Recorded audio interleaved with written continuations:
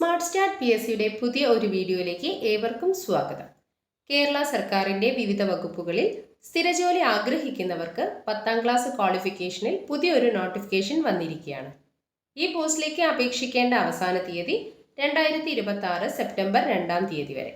PSC വെബ്സൈറ്റിൽ one time registration complete ചെയ്തവർക്ക് അവരുടെ പ്രൊഫൈൽ ലോഗിൻ ചെയ്ത് അപേക്ഷ സമർപ്പിക്കാവുന്നതാണ്.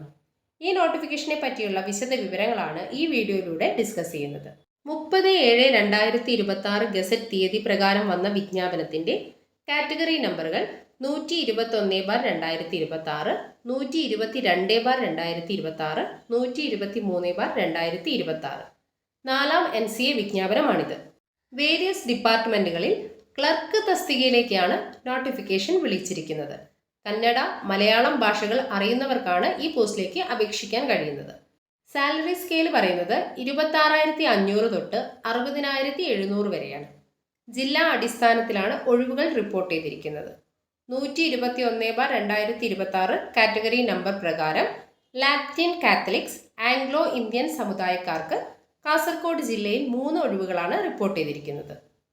122/2026 കാറ്റഗറി നമ്പർ പ്രകാരം ഹിന്ദു നാടാർ സമുദായക്കാർക്ക് കാസർഗോഡ് ജില്ലയിൽ 1 ഒഴിവാണ് റിപ്പോർട്ട് ചെയ്തിരിക്കുന്നത്. 123/2026 കാറ്റഗറി നമ്പർ പ്രകാരം SIUC നാടാർ സമുദായക്കാർക്ക് കാസർഗോഡ് ജില്ലയിൽ 1 ഒഴിവാണ് റിപ്പോർട്ട് ചെയ്തിരിക്കുന്നത്.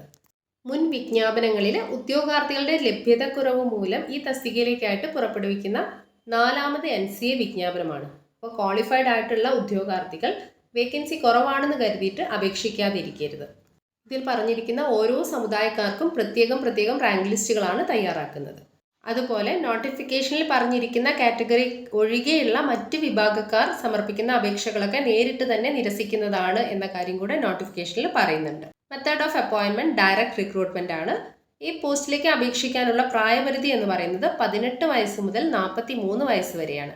അതായത് ഉദ്യോഗാർത്ഥികൾ 2/1/1983 1/1/2008 ഇടയിൽ ജനിച്ചവരായിരിക്കണം.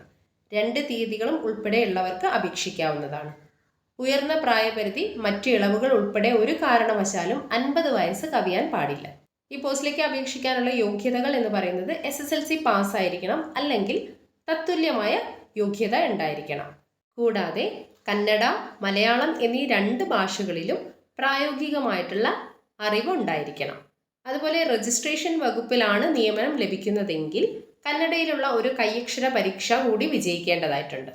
ഉദ്യോഗാർത്ഥികൾ എഴുത്തു പരീക്ഷയിൽ കന്നഡ, മലയാളം എന്നീ 2 പ്രാദേശിക ഭാഷകൾക്കും വെവ്വേറെ 40% മാർക്ക് വീതം നേടിയിരിക്കണം.